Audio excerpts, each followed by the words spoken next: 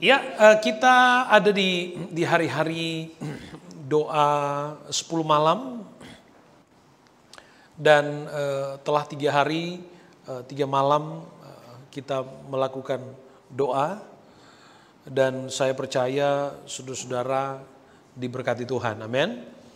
Dan kita akan terus continue sepanjang minggu ini sampai pada hari Pentakosta minggu depan. Dan sekalipun ini kita boleh menyebutnya sebagai sebuah tradisi, tapi telah memberikan dampak dan kegerakan serta berkat rohani yang besar di dalam sejarah pertumbuhan gereja sejak dari zaman Kisah Rasul pasal 2. Dan gereja kita kemudian berkomitmen untuk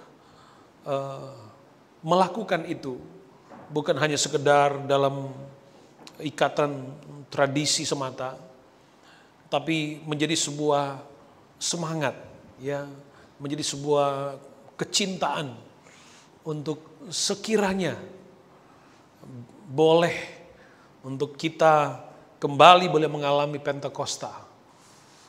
Sekalipun pengalaman itu sangat pribadi masing-masing, tapi juga tidak menutup kemungkinan untuk menjadi sebuah pengalaman komunitas. Itulah kemudian yang melatar belakangi sehingga kita terus melakukan setiap tahun mengadakan doa 10 malam. Besok nanti ada hamba Tuhan dari Indonesia yang akan melayani. Dia memimpin juga salah satu panti asuhan sebagai seorang gembala dan melakukan di sidang jemaat yang dia layani, dia melayani mengadakan doa semalaman setiap minggu. Setiap minggu melakukan doa semalaman, ya. Dan saudara jangan lupa besok, ya. Jadi sampai hari Sabtu itu semua tamu yang melayani, semua tamu yang akan melayani. Dan saudara berdoa dan saudara terima kasih untuk tanggung jawab rohani saudara, ya, untuk itu, dan kita terus doakan supaya banyak berkat rohani yang kita alami. Saudara, sengaja hari ini saya bicara dari topik yang sama dengan yang saya bicara tadi pagi di Gold Coast, karena saya pikir ini ada di masa-masa untuk masuk Pentakosta. Saya pikir adalah baiknya kalau kita kedua gereja ini bertumbuh di dalam pesan yang sama, at least untuk minggu ini, ya, kita bisa bicara hal yang sama. Oke. Kita mulai dulu dengan moto pelayanan tahun 2021. Saudara masih ingat moto pelayanan kita? Tema pelayanan kita tahun ini? Tema pelayanan 2021 masih ingat saudara? Halo, ini belum setengah tahun loh. Sudah ingat apa tema pelayanan kita tahun 2021?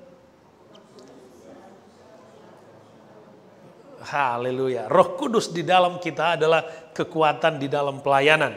Roh Kudus di dalamku adalah kekuatan di dalam keluarga. Roh Kudus di dalamku adalah kekuatan di dalam pekerjaan kita. Roh Kudus di dalamku adalah kekuatan di dalam studi kita. Roh Kudus di dalam kita semua, untuk semuanya. Nah, saudara yang kekasih di dalam Tuhan, ketika kita mengawali tahun ini dengan coba menekankan kepada gereja Tuhan betapa pentingnya peranan Roh Kudus untuk kita, maka kembali pada minggu-minggu ini kita bicara tentang hal itu. Kita sudah diberkati dengan beberapa malam, dan hari ini kita akan sedikit menyentuh kembali hal yang berulang kali saya ingatkan kepada kita untuk kita coba disegarkan kembali. Dan ya, saya berharap seperti halnya kita sering mengunjungi restoran yang sama dengan orderan menu yang sama, itu karena kita suka. Betul saudara? Saya berdoa supaya kita pun memiliki kerinduan yang sama untuk kebenaran firman Tuhan. Haleluya. Yang jenuh dengan firman Tuhan yang sama katakan amin.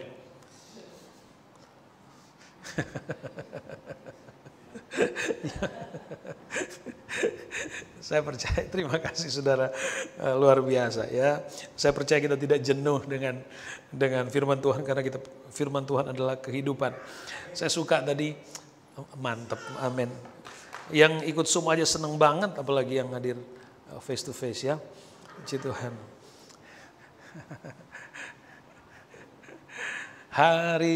Lagu tadi luar biasa. Hari lepas hari bertambah-tambah indah. Waduh, saya langsung bukan cuma jadi muda sudah, jadi kanak-kanak. Karena lagunya udah tua banget dan setiap kali nyanyi itu ada semangat, ada cinta yang baru yang dihidupkan kembali.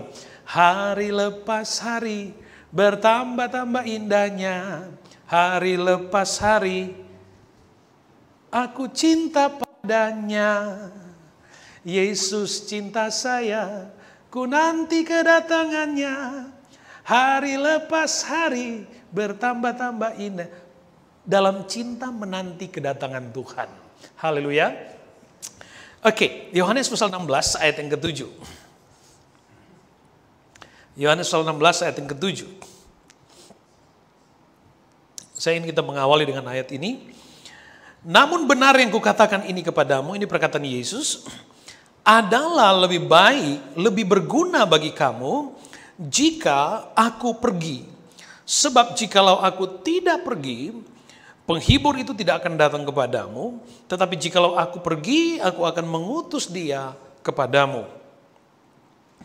Saudara, ada hal penting di sana. Yang pertama dikatakan adalah lebih berguna bagi kamu jika aku pergi. Kemudian hal yang kedua, penghibur itu akan datang, aku akan mengutus dia kepadamu. Saudara, saya ingin kita tinggalkan sebentar ayat itu, kita langsung lompat di Kisah Rasul pasal yang pertama. Kisah Rasul pasal yang pertama ayat yang ke-7 dan 8. Jawabnya, engkau tidak perlu mengetahui masa dan waktu yang ditetapkan Bapa sendiri menurut kuasanya. Sampai di situ dulu.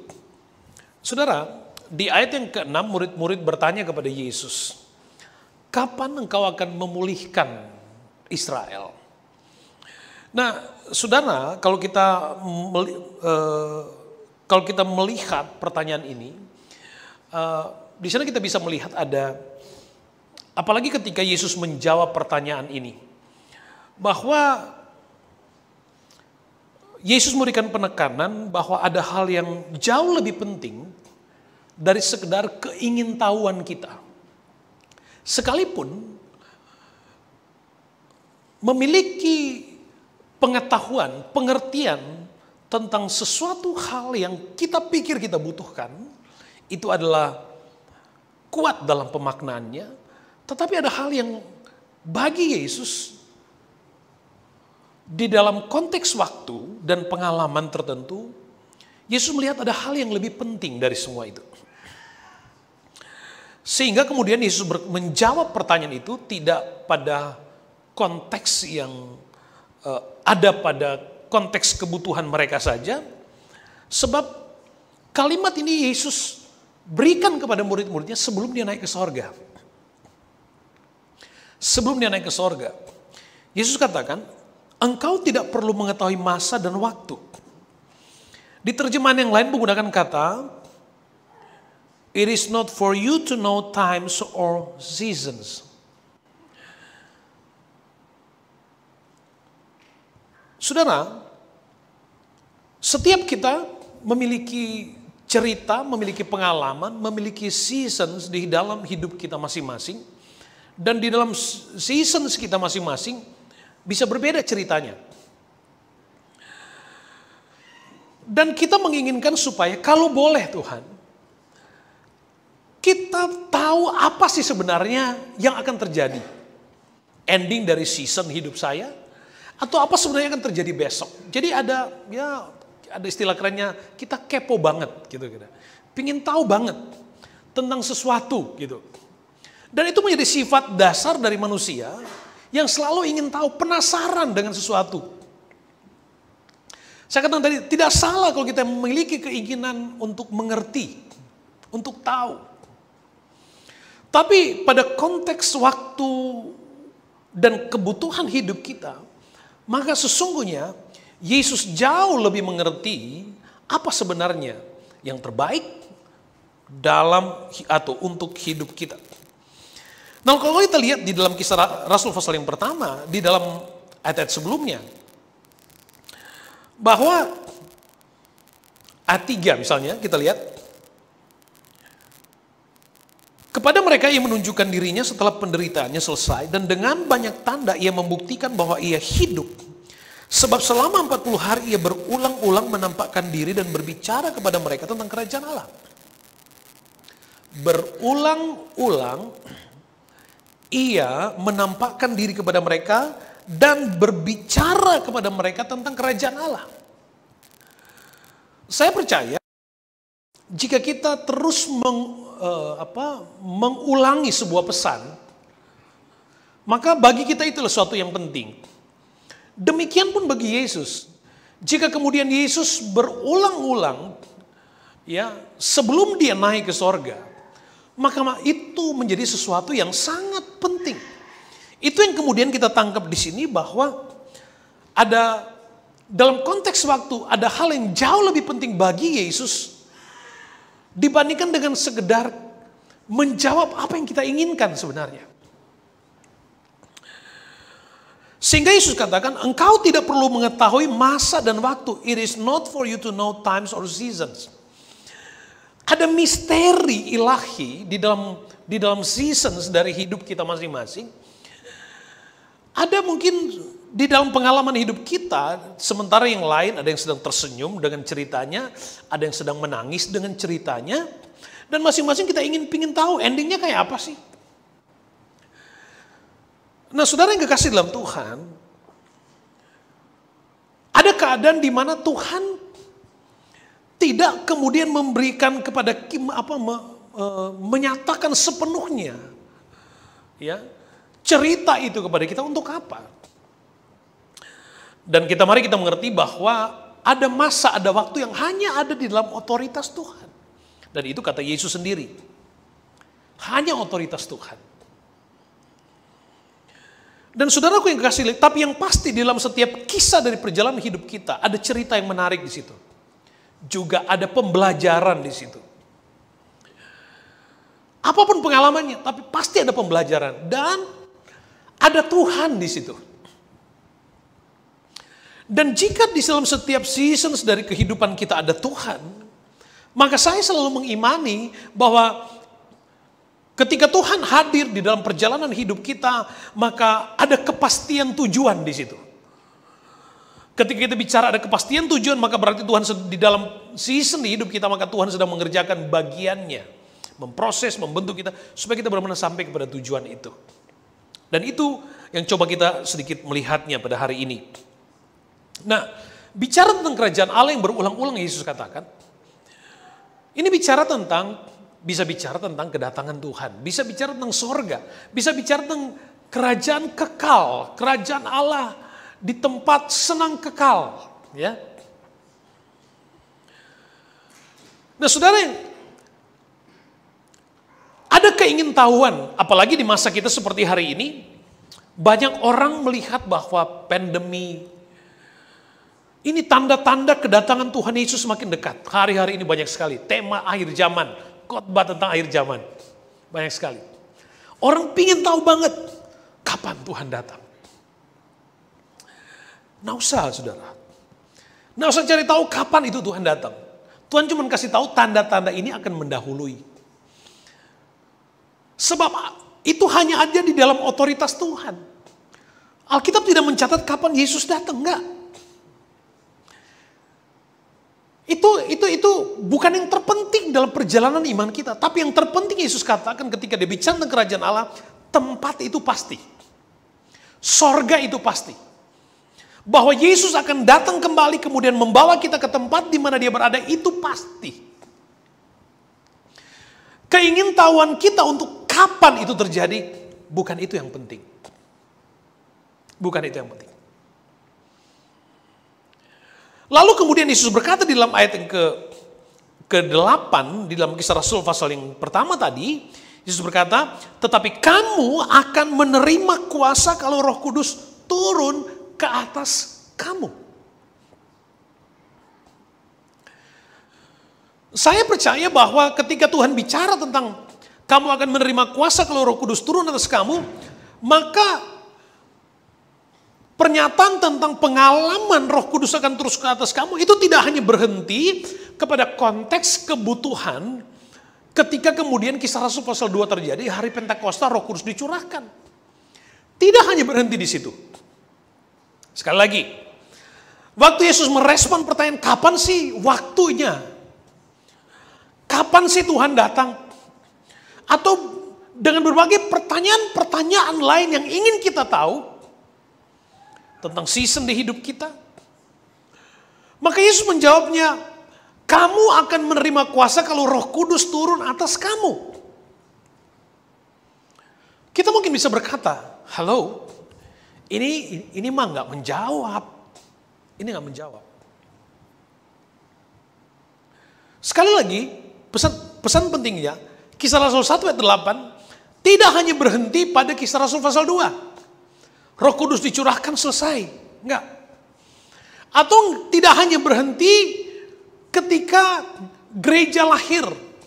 Pengalaman Kisah Rasul, rasul-rasul memberitakan firman, bangsa-bangsa lain menerima Tuhan Yesus.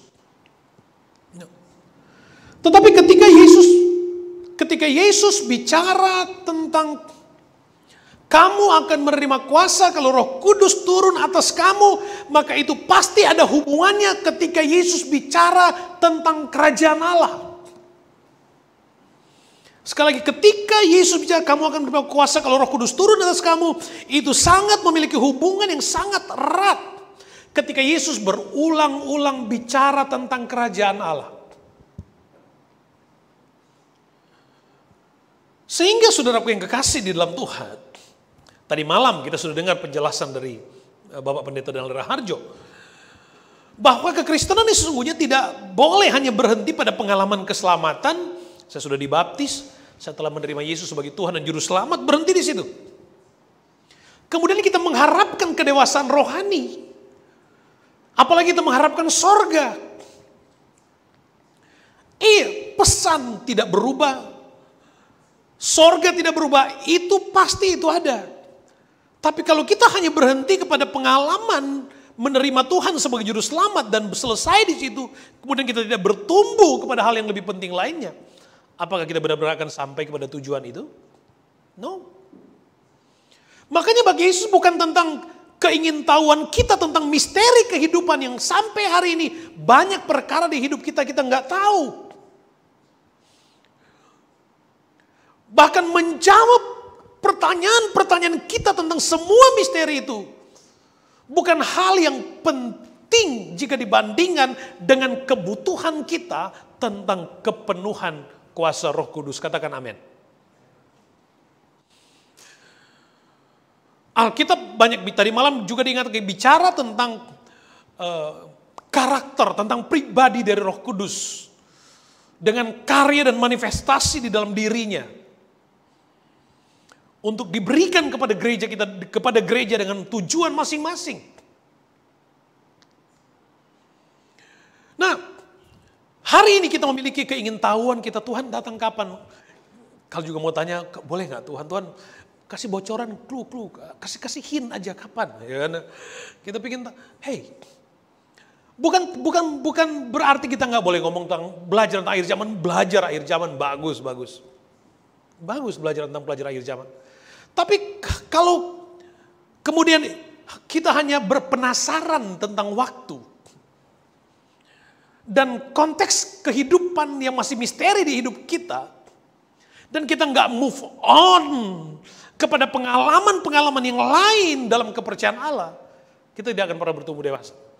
Makanya saya katakan sekali lagi, ketika Yesus bicara, kamu akan menerima kuasa kalau Roh Kudus turun atas kamu, maka itu sangat berhubungan penting, erat dengan ketika Yesus bicara tentang kerajaan Allah. Atau dalam bahasa simpelnya, tidak mungkin orang sampai kepada Bapa, tidak mungkin orang sampai kepada Kristus, tidak mungkin orang sampai menjadi dewasa kalau dia tidak pernah hidup berpengalaman dengan Roh Kudus. Makanya kepenuhan Roh Kudus itu menjadi sesuatu yang mutlak. Apalagi kita dijelaskan bahwa kita harus hidup dalam kepenuhan Roh Kudus setiap hari. Setiap hari dalam kepenuhan Roh Kudus. Kalau kita kembali dalam pembacaan awal kita tadi, Yohanes pasal 16, namun benar yang kukatakan ini kepadamu adalah lebih berguna bagi kamu jika aku pergi. Bagi Yesus, jauh sebelum dia naik ke sorga, Yesus katakan, adalah lebih berguna bagi kita yang hidup hari ini. Adalah lebih berguna bagi kita yang ada, yang hidup di masa kita hari ini. Adalah lebih berguna bagi mereka yang hidup di zaman Yesus. Untuk Yesus naik ke sorga. Supaya apa? Dikatakan, sebab jikalau aku tidak pergi, maka penghibur itu tidak akan datang kepadamu. Tetapi jikalau aku pergi, aku akan mengutus dia kepadamu. Dan kita semua, Alkitab jelas mengatakan bahwa, kita sudah bicara hari Kamis yang lalu, bahwa terkonfirmasi bahwa peristiwa kenaikan Yesus di sorga itu terjadi. Ada saksi. Ada kurang lebih 500 orang yang menyaksikan Yesus naik ke sorga. Kemudian dia ditutupi awan sampai lalu ada konfirmasi lainnya. Malaikat Allah kemudian tiba nampak berkata kepada murid-murid, Yesus yang kamu lihat naik ke sorga akan juga datang kembali dengan cara yang sama. Jadi pasti Yesus akan datang kembali. Dan itu suatu peristiwa yang penting. Yesus harus naik ke sorga. Sekali lagi Alkitab katakan, untuk apa? Untuk kepentingan, untuk kegunaan, keutamaan di dalam hidup kita. Supaya apa? Supaya ketika Yesus naik ke sorga, maka Roh Kudus dicurahkan. Kata penghibur di situ, di dalam terjemahan yang lain digunakan kata helper. Di terjemahan yang lain menggunakan kata comforter. Di terjemahan asli menggunakan kata parakletos, yang mendampingi. Yang mendampingi. Jadi saudaraku yang kekasih di dalam Tuhan, ada pesan penting dalam kehidupan kita, dalam iman percaya kita kepada Tuhan, yaitu untuk memastikan supaya kita sampai kepada tujuan kehidupan, yaitu sorga. Ada pertemuan di udara. Ya. Ada pertemuan di udara. Itu untuk memastikan. Waktu saudara dengar lagu ini pun mengingatkan saudara supaya kita mau bertemu di sorga. Jangan lupa like, subscribe, comment, dan share.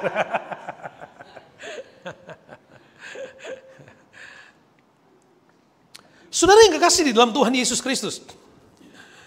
Maka sebagai gereja adalah sebuah kemutlakan bagi kita untuk mengerti tentang hidup yang dipimpin oleh Roh Kudus. Kita nyanyi tadi, peganglah tanganku Roh Kudus setiap hari. Kenapa? Karena kita butuh Roh Kudus setiap hari. Banyak pertanyaan di kehidupan kita setiap hari yang kita nggak bisa jawab. Ada banyak misteri di kehidupan kita yang nggak bisa kita jawab, nggak bisa kita selesaikan, nggak bisa. Makanya ketika Yesus menjawab pertanyaan dari murid-murid, Yesus hanya katakan, itu ada di bagian, di otoritas Allah. Tapi yang terpenting kamu akan menerima kuasa. Kalau Roh Kudus, kamu akan menerima kuasa. Kalau Roh Kudus, kamu akan menerima kuasa kalau parakletos. Kalau dunamis. Itu ada di dalam dirimu. Sehingga ketika ada sesuatu yang kau nggak ngerti hari ini, udah dijelaskan. Ketika ada pertanyaan yang kita nggak ngerti dengan tak terjangkau dengan pikiran, maka Roh Kudus akan menolong, memimpin, memberikan kita pencerahan untuk kita memahami secara penuh. Makanya Yesus katakan, aku harus naik. Supaya Roh Kudus dicurahkan. Bicara tentang kedatangan Yesus kembali, bicara itu penting, itu tujuan pasti kelak. Tapi yang terpenting bagaimana kita sampai kepada tujuan hidup itu. Makanya Yesus katakan, kamu harus penuh, kamu harus menerima, kamu harus dikuasai, kamu harus dipimpin. Gereja harus hidup dalam kepenuhan Roh Kudus. Untuk kepentingan kita. Ada banyak situasi di hidup kita nggak bisa selesaikan dengan kekuatan kita. Banyak sekali persoalan hidup kita nggak bisa. Anda mungkin berkata, oh no, saya mampu menyelesaikan. Berapa persen di dalam kehidupan Anda yang Anda bisa selesaikan dengan kekuatan Anda? Ada misteri kehidupan yang hanya ada, jawabannya hanya ada di dalam otoritas Allah. Sebenarnya ketika Yesus bicara kamu akan menerima kuasa kalau Roh Kudus turun atas kamu, jawabannya ada di situ. Sebenarnya. Roh Kudus yang akan memberi kita jawaban, Roh Kudus yang akan menuntun kita kepada pengertian tentang apa yang kita nggak tahu. Dia akan menolong kita. Makanya saya katakan tadi, ketika Roh Kudus memenuhi, menguasai hidup kita, maka saya percaya itu nggak berhenti kepada pengalaman Pentekost. No. Itu pun nggak berhenti kepada gereja mula-mula lahir. No. Itu pun nggak berhenti pada pengalaman Azusa Street di awal abad yang lalu. No. Tapi dia dicurahkan. Yesus naik, Roh Kudus dicurahkan. Persoalannya, kita mau nggak? Kita mau terima enggak? Kita mau percaya enggak? Ada orang yang memilih untuk tidak mengakui pekerjaan Roh Kudus dan mengandalkan kekuatannya. Ingat, semakin Anda jauh dari Roh Kudus, semakin Anda jauh dari jawaban atas apa yang menjadi kebutuhan dari misteri di kehidupan ini sendiri. Pada konteks season di hidup kita, makanya saudara, tadi malam pun kita diajar untuk bersyukur sebelum kita menerima jawabannya. Syukuri, kita nggak tahu, tapi bersyukur itu powerful. Waktu kita bersyukur, kita menerima, kita memberikan keleluasaan kepada Roh Kudus untuk bekerja sepenuhnya di dalam diri kita, untuk menuntun kita kepada apa yang terbaik dalam hidup kita. Roh Kudus hadir di dalam hidup kita sebagai penolong setiap hari. Tujuannya sangat penting di dalam diri kita.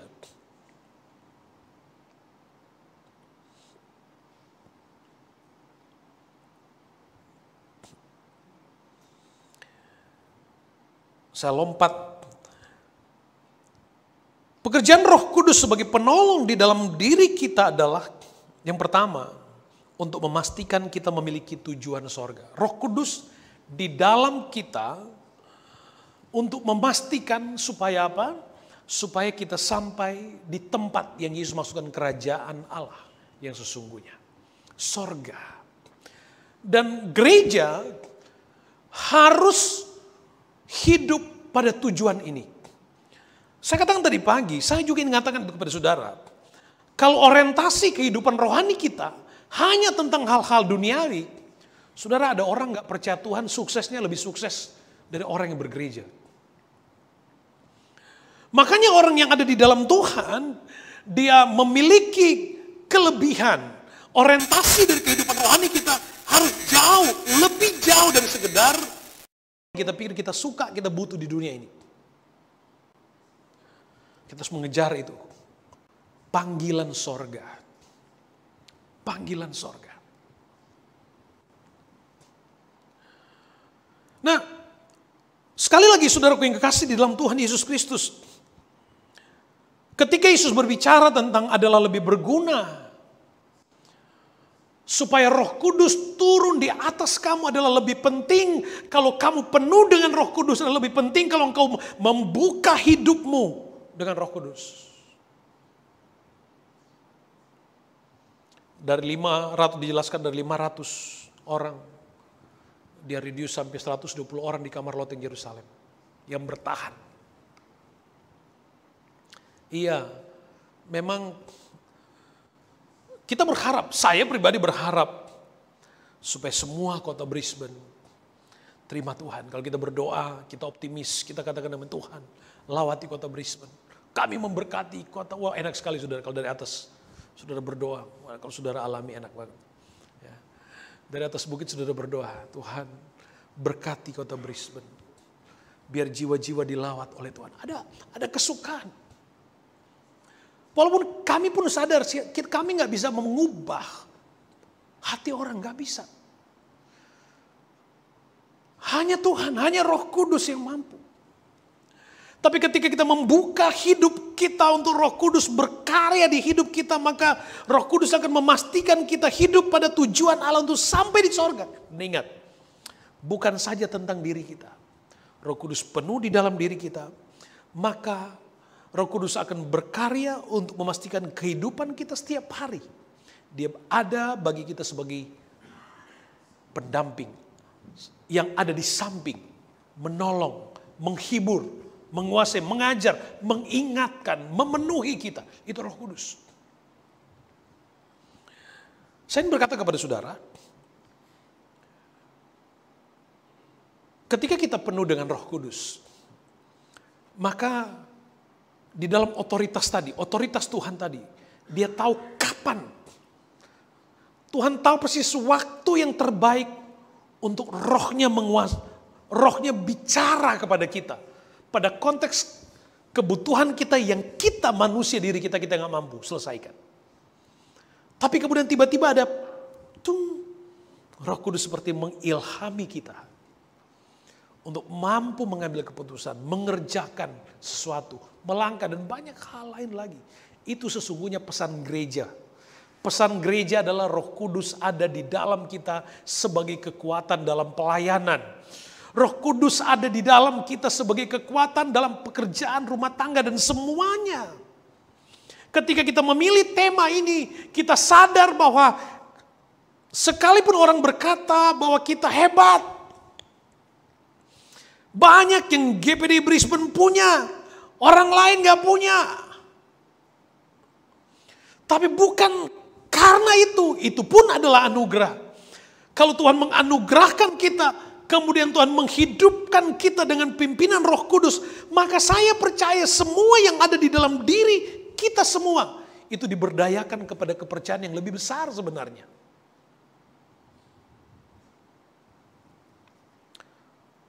Roh Kudus penolong, penghibur, dia Parakletos. Dan itu yang jauh lebih penting, kehadirannya dalam diri kita jauh lebih penting dari sekedar menjawab misteri yang kita nggak ngerti. Sebab ketika Roh Kudus ada di dalam kita, Roh Kudus akan memberikan kita pengertian. Sejauh mana sih kepentinganmu untuk mengetahui pentingnya itu? Roh Kudus akan mengilhami kita bahwa jika itu adalah benar-benar kebutuhan kita, kita pasti bisa dituntun Tuhan pada kehendak, waktu dan caranya. Kalaupun itu bukan yang terbaik, bukan menjadi keputusan kehendak Tuhan buat kita, maka Roh Kudus akan mengilhami, menuntun kita kepada perkara yang lain yang bagi Tuhan terbaik. Sehingga kita nggak hidup dalam penasaran terus. Oh, saya 10 tahun penasaran banget. Lama makin nggak ngerti, ya udah nggak ngerti sudah. Berarti nggak dipercayakan, ya sudah. Biar hiduplah dalam pimpinan Roh Kudus. Roh Kudus ini akan membawa kita mengerti tentang kualitas yang lain yang tersedia yang kita nggak ngerti hari ini. Kalau kita berusaha mencari tahu tentang satu konteks kita nggak bisa. Kita udah berdoa itu udah nggak bisa, udah nggak usah paksa. Mungkin belum waktunya. Atau mungkin ada tersedia kualitas yang lain yang kita abaikan, yang justru di situ kita akan jadi emas. Penuh kemuliaan di situ.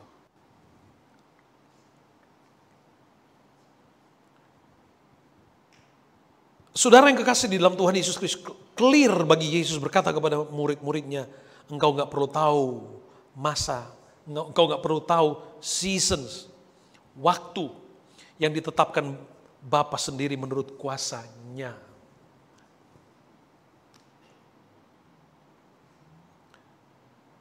Saudara yang kekasih dalam Tuhan, mari jemaat Tuhan, berusahalah, nikmati 10 hari kita akan adakan doa dan 3 hari sudah lewat. Hari Minggu kita isi dengan ibadah seperti hari ini. Mari ikut doa, ikut doa, ikut doa. Gold Coast Brisbane. Kita berharap supaya hidup kita ini penuh. Semua memiliki Roh Kudus. Sebab hanya Roh Kudus yang memimpin saudara untuk percaya Tuhan. Tetapi tidak semua orang penuh. Kita harus benar-benar penuh, ya, sampai benar-benar diistilahkan sampai penuh, sampai kalau gelas itu diisi air sampai airnya penuh keluar gitu loh saudara, ya. Itu kepenuhan, kemudian ada manifestasi di situ. Dan itu harus dalam kehendak Roh Kudus, dan harus Roh Kudus yang memberikan itu dalam diri kita. Tapi bagaimana Roh Kudus akan mencurahkan itu, bagaimana kita akan menerima kalau kita nggak ada keinginan dan kerinduan. Kita fix dulu dengan itu. Keinginan untuk dipenuhi dengan Roh Kudus. Maka engkau akan surprise tentang jawaban dari semua pertanyaan dan kebingungan. Yang selama ini mungkin kita penasaran dan kita suka kepo dengan banyak hal. Hiduplah dalam kepenuhan, hidup dalam pimpinan Roh Kudus untuk kita mengerti banyak. Saudaraku yang kekasih di dalam Tuhan, saya selalu berkata, wow. Banyak hal yang saya nggak ngerti, banyak hal yang saudara tahu saya nggak tahu. Banyak sekali. Banyak sekali keadaan saya ada pada situasi saya nggak, Tuhan mau gimana saya nggak tahu. Tapi banyak kali pun dalam pengalaman ketika ada pada satu situasi tertentu, saya juga nggak tahu tuh, kok kemudian Roh Kudus kemudian memberikan karunia untuk kemudian saya bisa, oh iya ya, bisa ngerti. Dan orang lain pun bisa mengerti gitu loh. Oh, wow, itu tuh Tuhan. Saudara, masing-masing kita punya karunia. Saya sudah minta ada hamba Tuhan akan bicara tentang karunia-karunia minggu ini, ya. Minggu ini. Sudah tahu siapa itu nanti? Sudah tahu? Itu favoritnya saudara. Akan bicara tentang 9 karunia roh. Minggu ini, ya. Makanya kita siapkan waktu kita. Ayo, jemaat Brisbane dan Anda semua yang saya kasih di dalam Tuhan.